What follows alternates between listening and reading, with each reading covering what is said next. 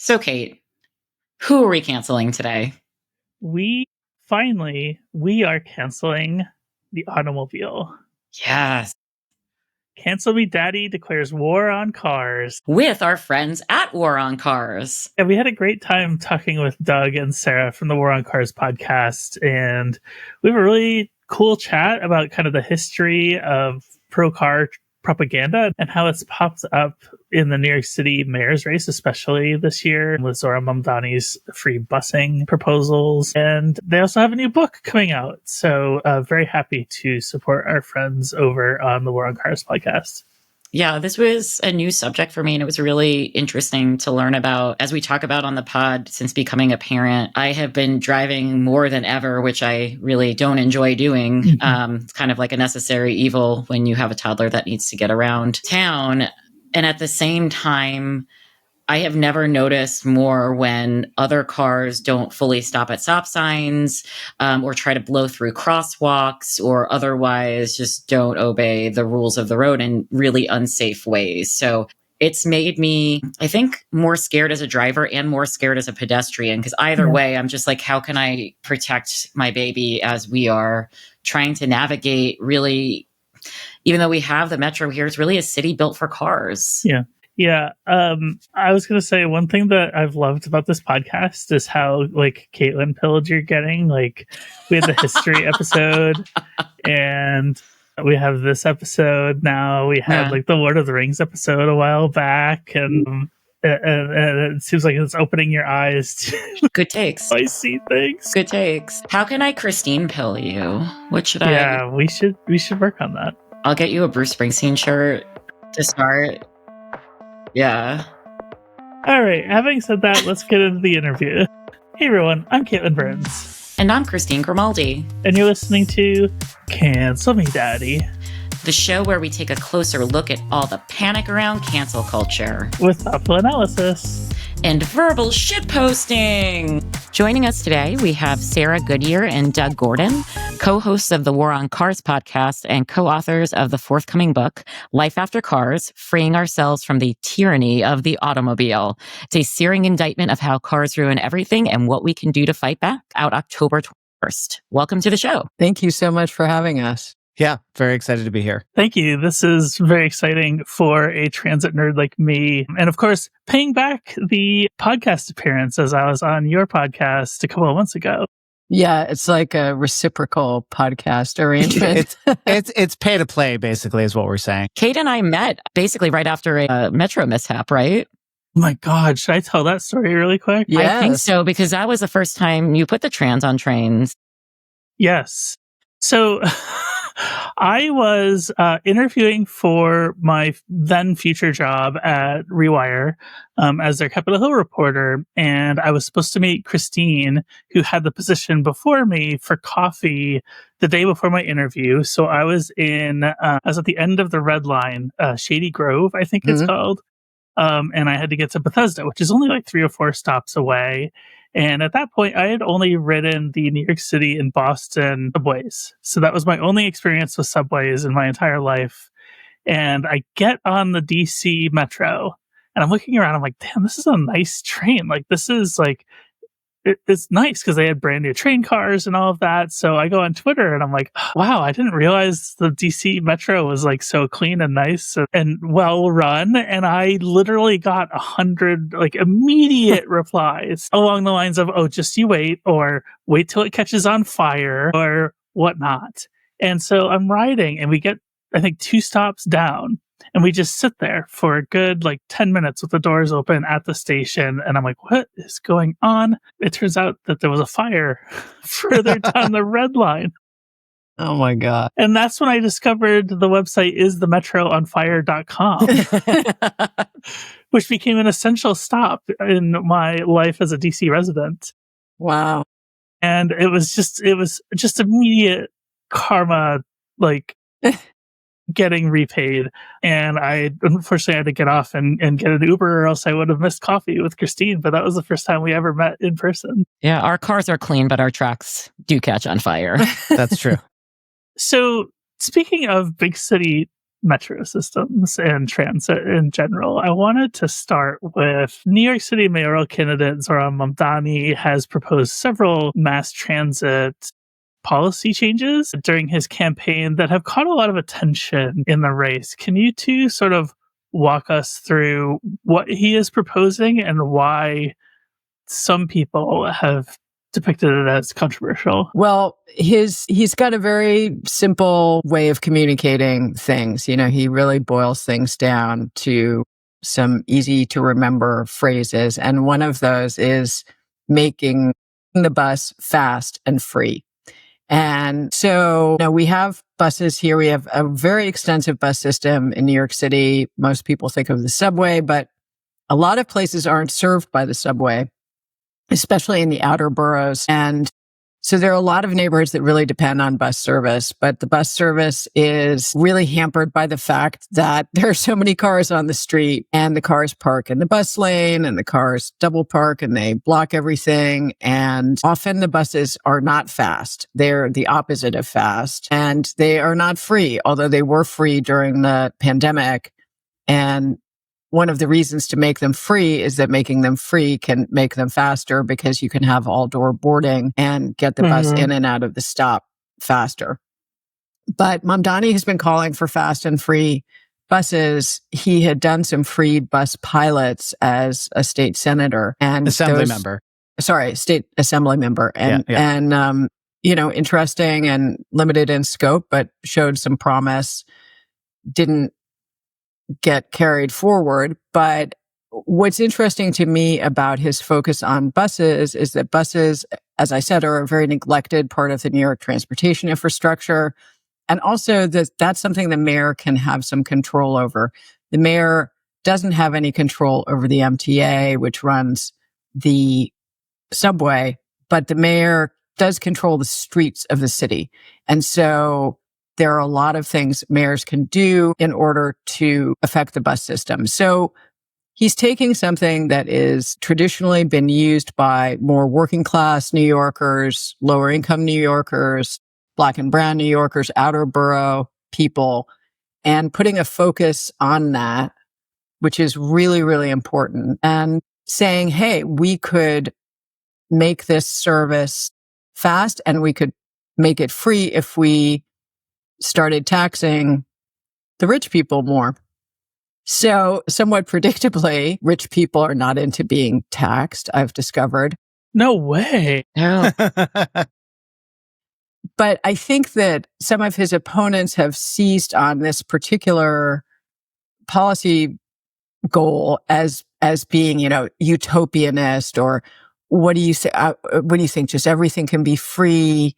This is just pie in the sky. Yeah, what is this? The police? We can't possibly give more money to transit riders, right? Yeah. So it's been really interesting watching that play out, because I think that there's a lot of people who are like, yeah, that makes sense. And then there are a lot of people who have a big stake in pretending that it doesn't make any sense at all. And we did do an episode. Maybe you could, Doug, talk a little bit about the episode we did about this. We did an episode about the pros and cons of making the bus free, and we approached it. We had an expert on, Yona Freemark, who's a transit expert, and we both approached it as just sort of from like a journalistic take and not an activist take of like, all right, let's run through. Is this a good idea? Is it a bad idea? Is it somewhere in between?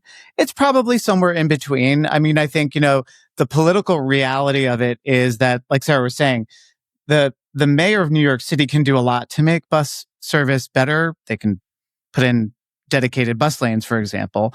They can't unilaterally make bus service free. That would have to be a state decision. Fares are based out of the MTA, which is a governor-controlled organization, not city-controlled. But I think, there are lots of stats showing that, for example, just eliminating fare collection, as Sarah said, you get all-door boarding, you don't have people fishing for coins or swiping their cards or tapping their phones. That would increase bus speeds by up to 12%, which over the course of a day, that's pretty great for a lot of people. I think, a lot of the stuff with Mamdani comes down to a debate between those of us who really like him, like Sarah and I, and are like willing to say like, okay, but what's the political reality of what he wants to do? And those who just dismiss it and use the political reality as like a culture of no, like we can't have nice things. What I like about Mamdani's proposal, and Sarah was talking to this when she was listing all the people who rely on the bus, is that he's the first candidate I can remember for mayor who's centering bus riders in New York City, a place where most people do not get around by car every day of their lives. So I think the kind of mainstream Dems and political chattering class are missing that piece of it, is that he's centering people for whom affordability is a big issue. So whether or not it's politically viable, one of the things we sort of concluded in that episode is he's approaching politics from the art of the possible and the art of the impossible. And just sort of laying it out there creates a new reality. So, okay, he doesn't get free buses. The governor says no way. But hey, here are 10 new bus lines and 10 new dedicated bus lines that are going to get people faster to their jobs. I would say that that is a win. And that is a kind of politics that Democrats should be practicing. Yeah, and I want to add that I was lucky enough to go on 34th Street on a walk with transportation alternatives where, they do this thing where can we beat the bus across town? And 34th Street is, after just so many years of trying, going to get a dedicated busway. And it's going to be really transformational for 34th Street. And it was really exciting to show up at that. And Mamdani was there. Brad Lander was also there. Who's been on your video show. Of that. Yeah. And we all raced across town on 34th Street. I will tell you that Zohran sets a blistering pace, which is perhaps not surprising. And we're all running along 34th Street, which is, in my mind, the worst street in the city of New York at the moment. And it was just so exciting to be there with somebody who had a real vision for a good 34th Street.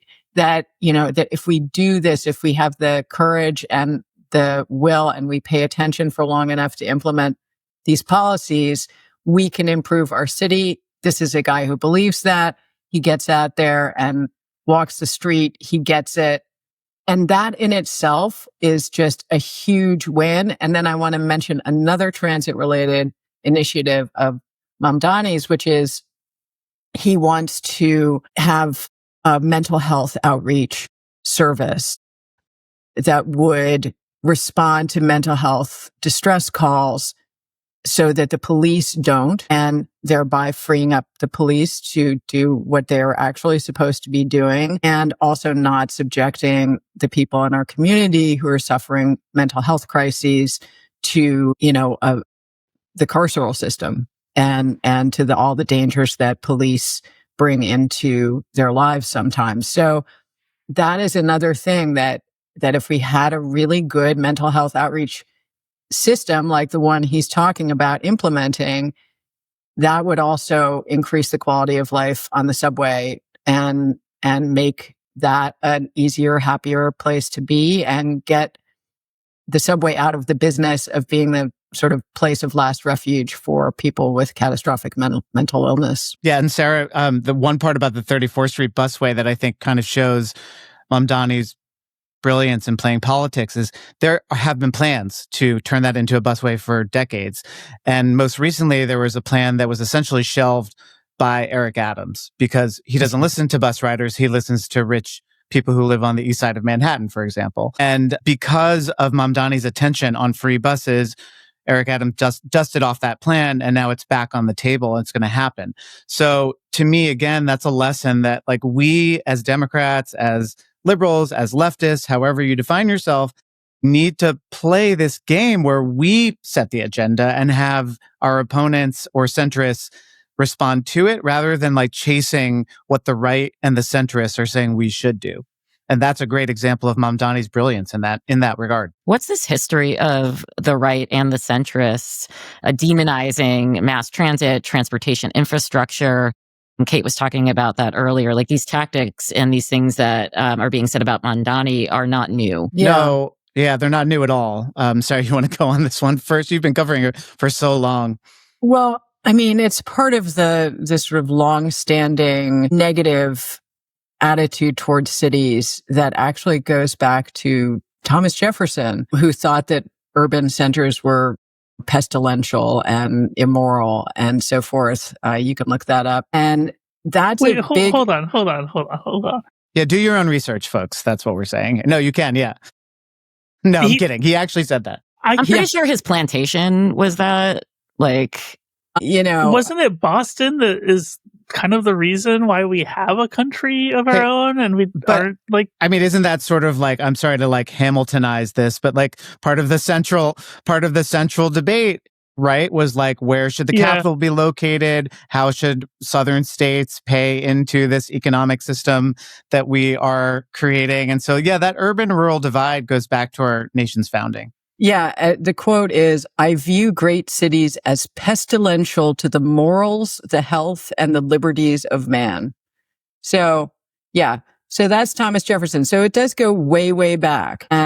But that's something that I grew up in New York. So like I grew up sort of experiencing this feeling of being, I grew up during the financial crisis, Ford to city, drop dead, just the federal government saying we're not going to give money to cities, all part of the long arc that began with the highways going through the cities to take white flight out to the suburbs, and then the people from the suburbs just drive in to their surface parking lots and extract the wealth from the cities before they go back out to the suburbs. So there's a long, long history there, and that has included systematic disinvestment in public transit and all sorts of different ways. It's happened in Philadelphia. It's happened in Seattle. It's happened in pretty much every major urban area that the suburban politicians who control the state houses tend to starve the transit systems. And so then the transit systems become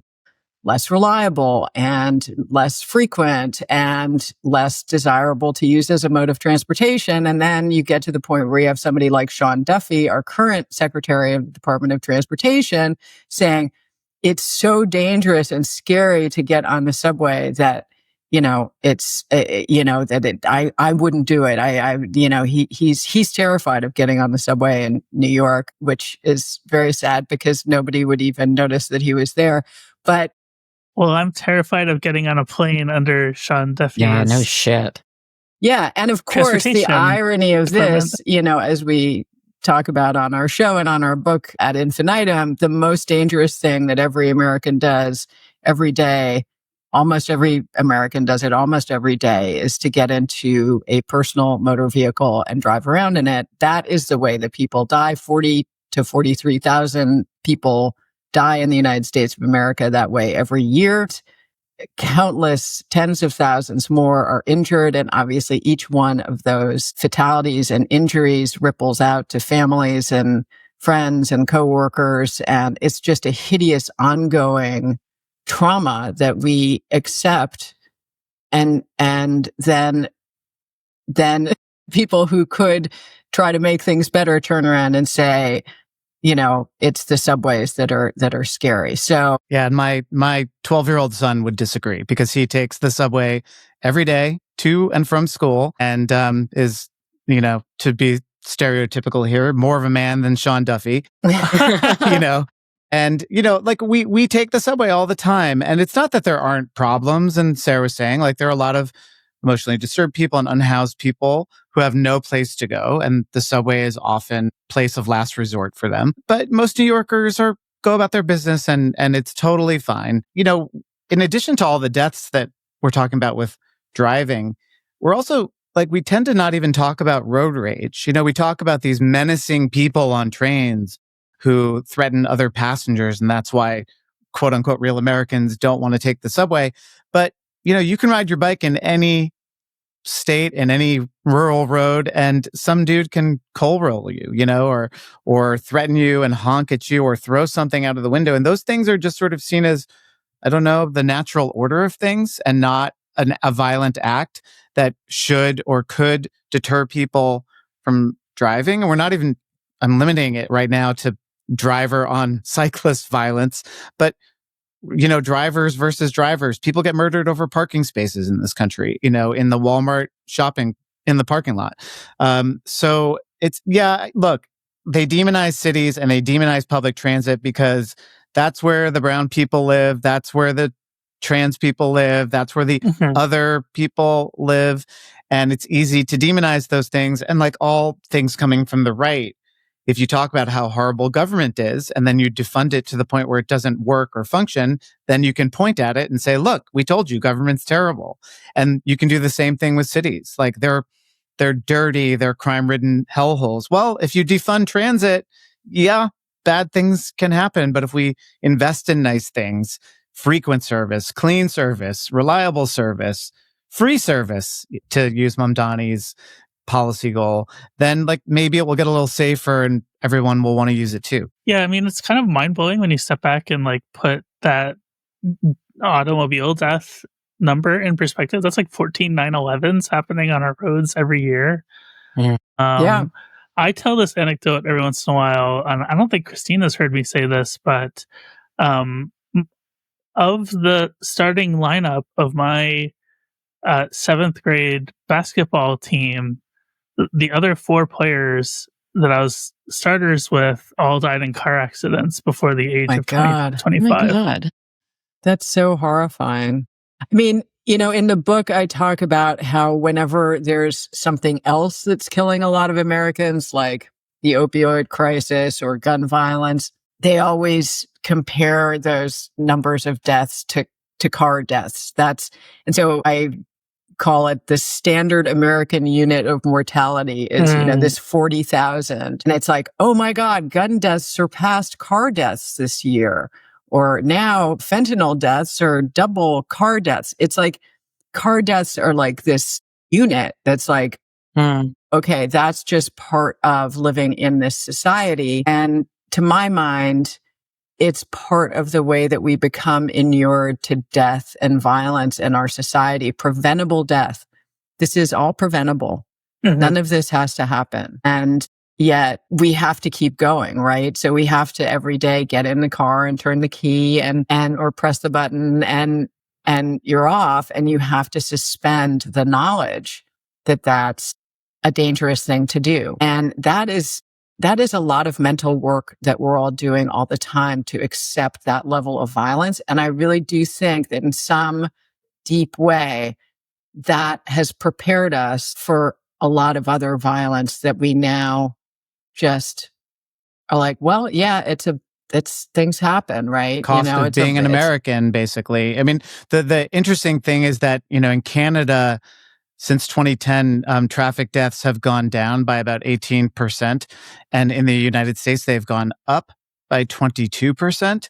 And these are pretty similar countries in many ways in terms of the built environment. You have exceptions, right? Like Montreal or Toronto that have this great urban form where cars are not necessary. But Alberta is just as spread out as the American West, and people have big pickup trucks. But I think there's just, we do more driving. We chalk things up to rugged individualism more than a lot of other places. So, I don't like to over rely on culture. I think policy forms the basis for culture in many ways, but there is a piece of that as well. So, it's not just about, oh, they're better than us. I think there's a lot more going on there that we can fix this because other countries have. Christine here. If you're enjoying this episode, consider subscribing. We publish every other week, so be sure to ring the bell to be notified for our next episode. I wanted to ask, how did we get to this point as a country? Because I can't imagine. I mean, I know a little bit about this, so I am playing a little dumb on purpose as the interviewer, but you're a podcast host. You're supposed to play dumb on purpose. Yeah. Aren't we all just dumb to begin with? Yeah. But like, I've seen the newspaper comics that portray drivers as the Grim Reaper mowing down innocent children. Like I wrote a piece for the Fly Trap about our car culture and how overwhelming it is, and we literally put the driver as the Grim Reaper, like a skeleton. But like, it feels to me like there had to have been a lot of propaganda to get us to this point where, oh, yeah, like car deaths are a standard unit of measuring deaths, social deaths in this country. And the other part of this is you mentioned just like politicians in the past dismantling the urban transit infrastructure. I used to live near a trolley museum in Maine. It's a fascinating place. You guys would love it if you've ever been there. I've been there. Yeah. Okay, you know what I'm talking about. And if you take the tour, they'll tell you that you used to be able to get local trolleys continuously from Washington, D.C. to Bangor, Maine at one point before the invention of the automobile. It would take you forever, obviously, because you're just operating on local trams. But we ripped all of that out. Like, LA had an extensive tram network that no longer exists. Like New York, that's the entire plot of Who Framed Roger Rabbit, right? Yeah. Exactly. So, like, okay, you've brought up Who Framed Roger Rabbit. Is that a true story? Like, not the actual like specific plot, but like I have read conspiracy theories that, and maybe more legit than conspiracy theories, that like oil companies and car companies and tire companies and rubber companies got together and like mass lobbied to get us to this point where like children can no longer safely walk to school because it's too likely that they would die. Yeah. The streetcar stuff, you could fill it multiple podcast episodes on the myths around the conspiracy. Some of that is based on some true stuff, but some of that is also just like cars started taking over and trolleys and streetcars became less efficient because they were stuck behind traffic. And so that became the rationale as well for dropping them out, for ripping them out. But, we document in the book, there's a historian, Peter Norton at the University of Virginia, who wrote a really excellent book called Fighting Traffic, The Dawn of the Vehicle. I'm just going to not even say the subtitle because I'll totally mess it up, but it's Fighting Traffic. It's great.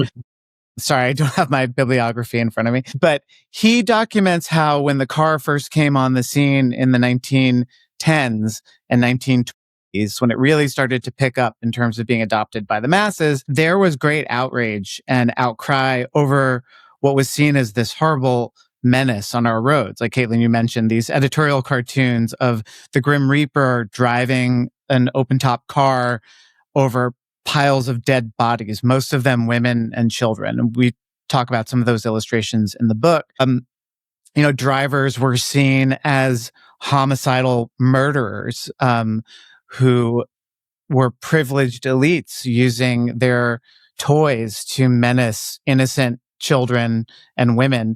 There were a lot of this is happening in the wake of World War I. So we're talking about the early 1920s, and people had not seen an invention that killed people on the scale of a war. And usually when you go to war, it's over some hopefully deeply important reason. But this was just like a bunch of rich people are driving to the country and they're mowing over kids in Harlem on their way to get to a parkway somewhere. So there was great outrage. They would build warlike memorials to the dead that, had these like plaster reliefs of children on them, listing the names of people.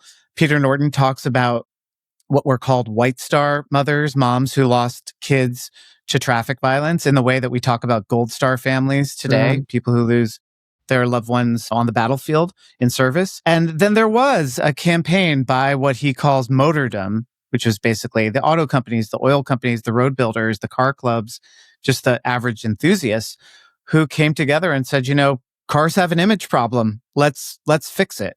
And from there, you get things like the campaign to make jaywalking a thing. Jaywalking didn't exist before the 1920s and 1930s. You didn't need crosswalks. You didn't need traffic signals. The street was just a place for commerce, for socializing. Yes, for transportation, right? But not for high-speed transportation. I just wanted to jump in really quick.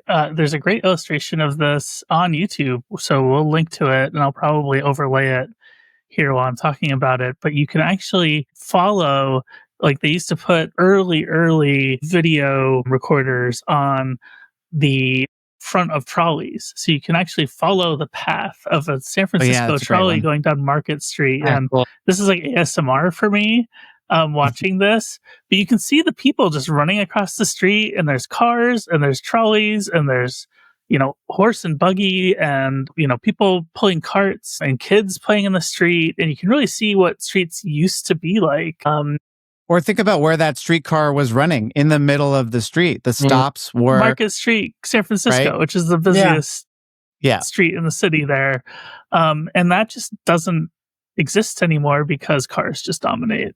I mean, that trolley, that is one of the few remaining trolley lines, as a matter of fact, that is still there, the one on Market Street. But the life of the street is completely gone because of the motor vehicle and the accommodations that were made to the motor vehicle. And I mean, this gets at something that I think is so important to remember, is that we no longer have any living memory of life before cars.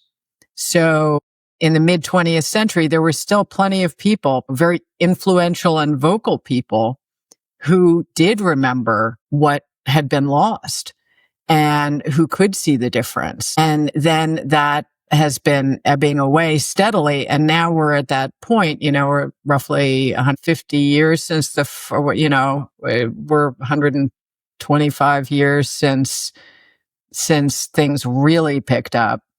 And yeah, there's nobody left who remembers it. So it just seems inevitable. And that's one of the messages that, I think we really try to get out in the podcast and in the book, is that cars are not a law of physics. Cars are not inevitable. They are not the only way that things have ever been. As a matter of fact, it's not even an eyelash in the scope of geologic time that cars have. So trying to help people see cars and see that they are a thing. I mean, the example that I always love is I live in this historic neighborhood in Brooklyn. And when they were going to put in city bike stations, people were outraged because they were going to put in these bright blue bicycles in a brownstone landmark district. How could you do that? It's just terrible. It's ruining the authenticity and the fabric of the neighborhood. I mean, there's, a $75 Land Rover on every 5 feet. I mean, the whole place is covered in cars. There's cars everywhere.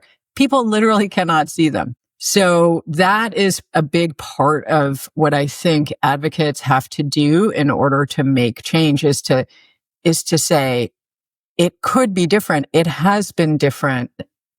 That difference was not that we were all, rolling around in the mud and eating the occasional leaf or whatever. It was a very rich, full, sophisticated, beautiful urban life that we had. And now it's been erased by these machines, and we could try to get it back. Yeah, I think there's a sense that cars are the inevitable march of progress. We had the wheel, and then we had the horse, and then we had the horse and buggy, and then we had the motor car. And next we'll have flying cars and robot cars and all the rest. But if you look at the countries that are doing this right, there's a meme, right? Japan is living in 2050. What do they have in Japan? And, in Tokyo, if you go there, great trains, great transit. And it's virtually impossible to find a place to park a car on the street, let alone for free. And what I would like to say is that the solutions to the problems of the 21st century are going to be solved by the technology of the 19th century. And that is not what the tech bros and Silicon Valley want. They want us to disrupt transportation by reinventing a smaller and less useful bus every few years. But really, if you go to the places that have this figured out, it's you get on your bicycle to ride to the beautiful bicycle parking garage beneath the canals of Amsterdam, and then you get on the sleek train that whisks you to a city 100 miles away at, 200 kilometers per hour or whatever. And we in the United States just keep thinking cars. But if you really think about all the technological advances we've seen over the last 100 years, cars haven't changed all that much. There's new safety technology, and there's, satellite radio and internet connected vehicles. But the basic act of propelling yourself in a giant metal box with four wheels, that has not been, quote unquote, disrupted. And I think that's why bicycles and trains and our movement in many ways is so confounding to a lot of people. Yeah, I wanted to talk about what we need in terms of systemic change, right? Because there is a lot of individualism in driving in the United States. I mean, I don't think I really realized that until I became a parent and I had to get in the car every day to drive my kid to daycare and back. And she just got into pre-K 3 near our house so we can walk. It's thrilling that I do not have to do that drive every morning. And you also have this fascinating episode about when driving is not an option due to disability or age or financial hardship or immigration status, and that those could be the same reasons that people may not be able to walk or bike. So there's a lot of contradictions in here, and I wanted to know how we could hold all of these and get to a place where there is better infrastructure for all.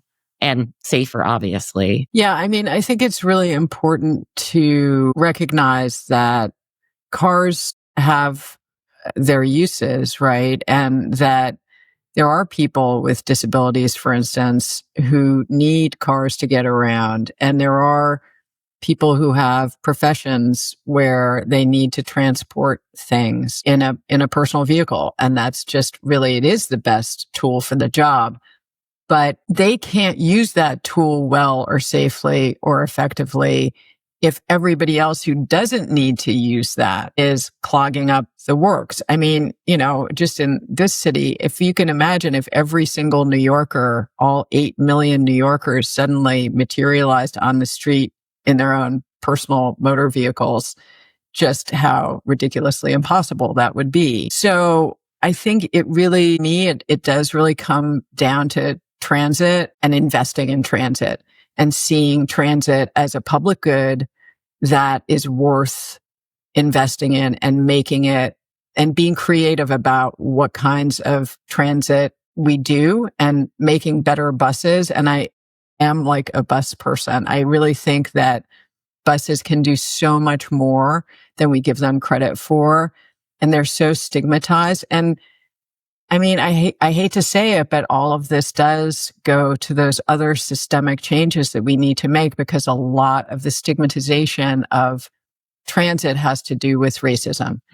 And a lot of these transportation problems that we see, including, the highways blasting through cities and the defunding of the public good of transit, those are ultimately racist constructs that were very deliberately made and with a racist ideology behind them. So I think that, these struggles are so linked and we need to really understand them that way. And going back to Mamdani, I mean, I think this is one of the exciting things about him is that he gets that part of it and he authentically is thinking of those things together. And that's how we have to think of them, not in a dogmatic way, but we have to understand that the legacy of racism here, and that going back also all the way to Thomas Jefferson and before. Yeah. So I do think that the most highly functioning urban and suburban societies I have ever been in have good public transportation. Yeah. And a good public realm. And they have train stations that are appealing to be in and that recognize the humanity of the people who have to be there. They have bus shelters that allow people to sit and be sheltered from the sun and the rain.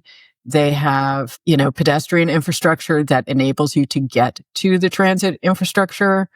All of those things. I mean, I hate to say it's so simple, but in a way, I do think that transit holds the key to so many of these things, because good transit can move all kinds of people. And again, if you have fare structures that are based on, we have what they call fair fares here in New York, where you can get a 50% discount on your transit card if you make less than a certain amount of money. It's not a well enough known program. It's not used enough, but there are all sorts of ways of structuring fares. And access that address all of these problems. And I'd also, I would add that, 51% of trips in the United States are under 6 miles. And that is a distance that's for an able-bodied person and even for some people with certain types of disabilities, very accessible and easy to do on an e-bike, provided the streets are safe enough for them to feel comfortable doing it. And so when we talk about fixing places, I can imagine a lot of listeners are saying, oh, well, you two live in New York, you live in cities, Caitlin, you're talking about having lived in DC, et cetera, this isn't going to work for where I live. But if you really think about the trips that most people do on a daily basis, to the grocery store, to drop off the kids at school, to go to church, whatever it is, those trips are not that far. And so some combination of a reliable, inexpensive e-bike and a bus that comes every now and then, that could get us a long way towards solving some of these problems. And, you were mentioning Anna Zevarts, we had her on about when driving is not an option. She estimates that she's a disability rights activist, and she estimates about 30% of Americans cannot drive. If you include all those constituencies that you mentioned, everyone from kids to seniors to undocumented people to people with disabilities. So yes, there are people in those cohorts for whom driving is incredibly important, or the ability to be driven by someone else with a car. But there are lots of people, take seniors alone, who maybe some of them shouldn't be driving, who as soon as they stop driving are trapped, and they're trapped at home. And we have a loneliness crisis in this country, among other problems. And like I said, good bike lanes, good sidewalks, some good buses could go a long way towards solving, as Sarah was saying, a lot of these interwoven problems. Yeah. I live in a small town in Western Massachusetts, and we're lucky enough to be very progressive here. I'm not going to name the town because I don't want to dox myself, but we have ample bike lanes. I think there's a bike lane on almost every street in this town. We have sidewalks on almost every street in this town. It's really walkable, really bikeable, decent regional bus network. If I wanted to get to the next town over, I could get on the bus and get there if I wanted to. The frequency is not great on the bus, and that's probably the biggest problem with busing at large in this country, if I had to guess, with not being an expert.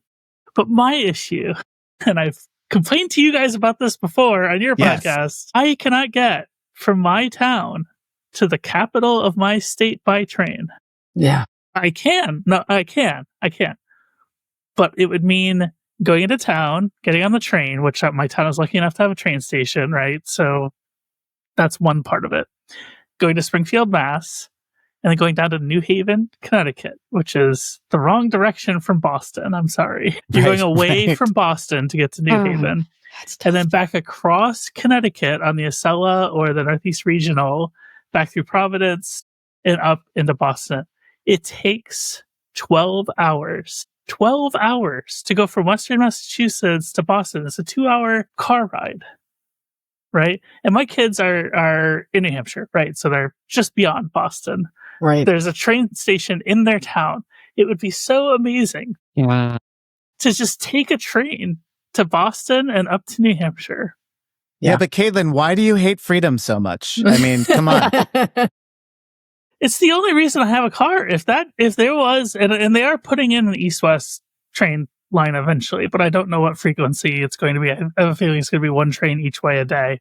So hopefully this problem will be solved in the future.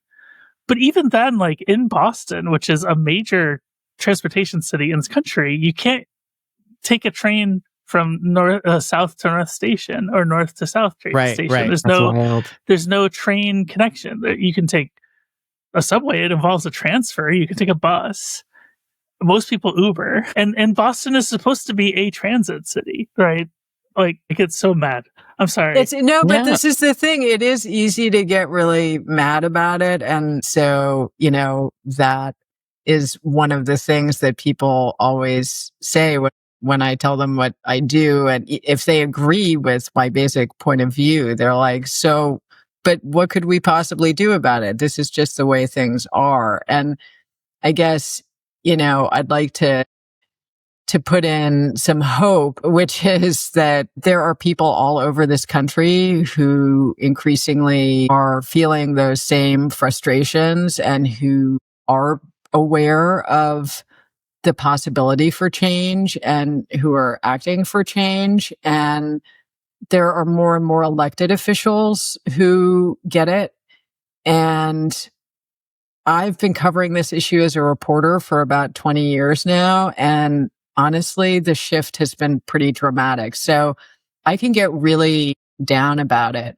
But there are trains that are operational now that weren't operational when I started this work. And there are pedestrian plazas, and there is a mayoral candidate who wants to talk about buses, and transportation issues get talked about in debates, and land use gets talked about. And all of this stuff really is making some progress. And I think that we need to find the people in our communities who are doing this work and organize with them. I mean, it just comes down to organizing in the end, as it so often does. And, if your local politician is doing something bad, and saying, I want another lane of this freeway or whatever, you can get loud about that. But also, if your local politician is saying, hey, I want to study the effects of free buses,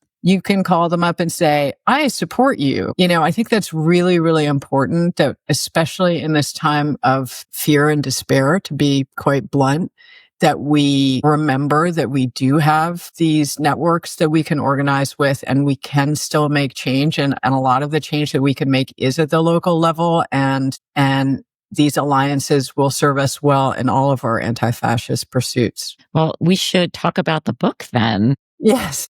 How does that expand on the podcast and about, the policies and ideas that we talked about today? Well, I mean, you'll notice that the title of the podcast is The War on Cars. The title of the book is Life After Cars. We wanted the book to be a bit more aspirational, a bit more forward-looking. I mean, not that the podcast doesn't cover those things in a forward-looking way. We often talk to people who are doing the work that Sarah's talking about. But, a book is a thing that it's still, despite the collapse of the media industry and publishing itself in so many ways, a book still has real cachet and prestige. People like reading, whether on a Kindle or a physical book. And we felt it was just like a new medium and a different medium for us to get the message of the book out to someone who might not listen to a podcast called The War on Cars. This book, there's a lot in there that if you are a transit nerd, if you're a bike advocate, if you're a pedestrian advocate, hopefully you'll find it very affirming, and you'll say like, okay, there are people who think like me, who get the world the way that I get the world. But hopefully, if you are a suburban car owning, driving person, which is essentially 99% of this country, you will read it. And I like to say, you're probably not going to throw your car keys away as soon as you shut the book and say, okay, I'm joining the revolution. But you might at least start to say, okay, I understand why my city is putting in a bike lane through downtown or on my street, or why, they're increasing bus service from once an hour to 3 times an hour. And I'm not going to freak out about that. And I'm actually going to support that because I might not use that, but I know a lot of other people will. That to us is that is one of the real big goals of the book, is to just get the message out there and also say, this is the way the world is going. Despite that despair, I think that we all feel about the progress that we're seeing or lack thereof, and reversal of progress in so many ways. Some of the stuff that we're talking about is being fought because the other side knows it's inevitable, and they have to make a big stink. And we're seeing that not just, of course, with transportation, but everything. And so we really want the book to be a kind of clarion call for people to say, a better world is possible. And we're making a freedom-based argument. I was joking with you, Caitlin, of course, about hating freedom, but this is a better society for everybody. You are more free when you have other options other than just monthly car payments and maintenance and being subject to the vagaries of gas prices. And traffic. And yes. Yeah. So it's a freedom-based argument that we're making in the book. And we want people to walk away from reading it feeling like, okay, I get it. I've been to these places and I see that it can be better. That's I mean, we wrote the book for people who already are on this path, right? Mhm. And I think there will be lots of great stuff in the book for everybody who's listening to this, or even, people who are very aware of these issues. But we also imagine it. I just have this image of those same people buying a copy for their smart brother-in-law or, best friend who, maybe doesn't think about this stuff, but has an open mind and is willing to learn about it, because those are the people that we are really needing to reach if we're going to get this movement to the next level, is the people who just, they're busy. They have other things going on in their life. They're not thinking about this. But if you say to them, hey, did you know that this wasn't always this way, and it was actually a big corporate effort to get it to this point, and you don't have to live like this, because in a lot of the rest of the wealthy world, people don't. That's the people that I want to put this book in their hands, and then they can have a physical thing in their hands. And I think we all are learning again the value of that physical thing in your hands, and spend some time with it and really sit with it. And it might change your mind. Where can our listeners find you? The book website is lifeaftercars.com, and the book is available wherever. We encourage people to go to independent bookstores, because we love independent bookstores, or your library, but you can get it wherever you prefer to purchase your books. We will have our affiliate link to bookshop.org. Yeah, we love bookshop.org for that which reason. Which will be in the show notes. And I wanted to thank you both so much for coming on. I'm so glad that we could have you, and I'm really looking forward to reading the book. This was great. Thank you. Yeah, it's the least we could do. We were so happy to have you on the War on Cars, so hopefully we can do it again. Yes. Take care. All right, Christine, it is time for out of context cancellation. Oh, I can't wait to hear them this week. The first one, ironically, came through before the Jimmy Kimmel incident happened. And ironically, we are canceling ABC News and their Weasley, but what if Trump is actually doing a good thing bullshit. And that came in before? That was before.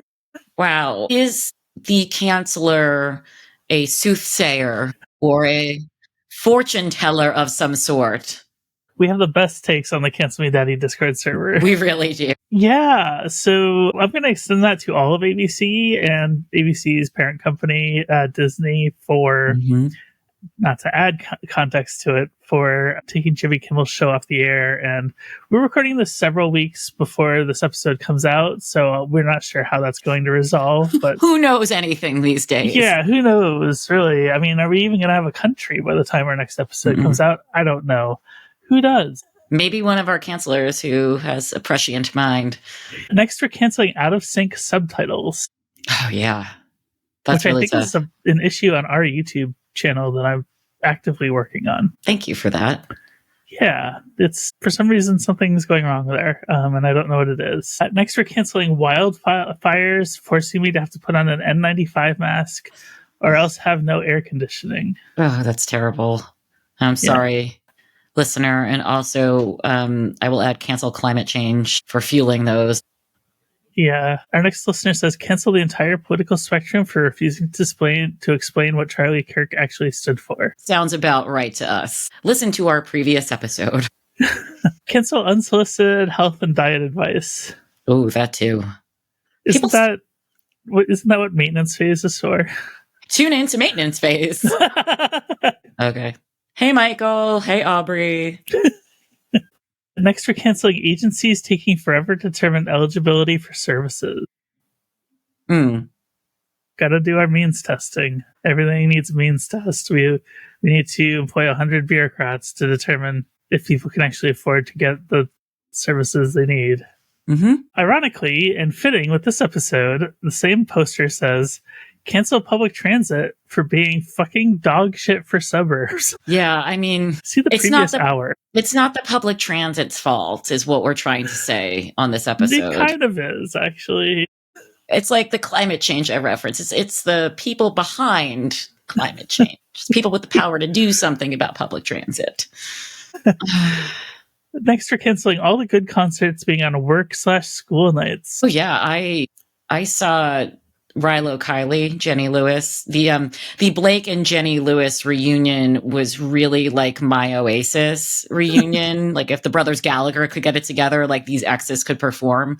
And it was a real like millennial wonderland of a night. It was a Wednesday night. It was a Wednesday night. I was so tired. Next, we're canceling fall colds. Oh yeah. Which you can hear I have a little sniffle myself.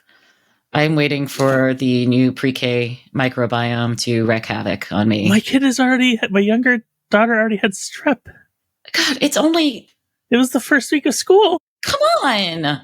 The microbiomes are not over. Yeah. And then lastly, we are canceling Having a Crisis of Faith 2 weeks before Yom Kippur. I think this episode will come out after Yom Kippur, so. We hear you and we see you and we support you. If you'd like to submit your own out-of-context cancellations, you can do so on our show's Discord, which you can sign up for by becoming a member of our $3 a month Patreon.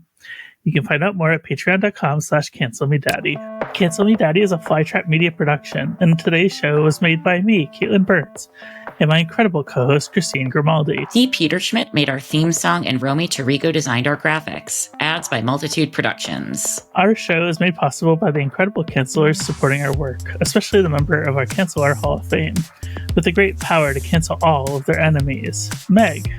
We appreciate your support. Happy canceling!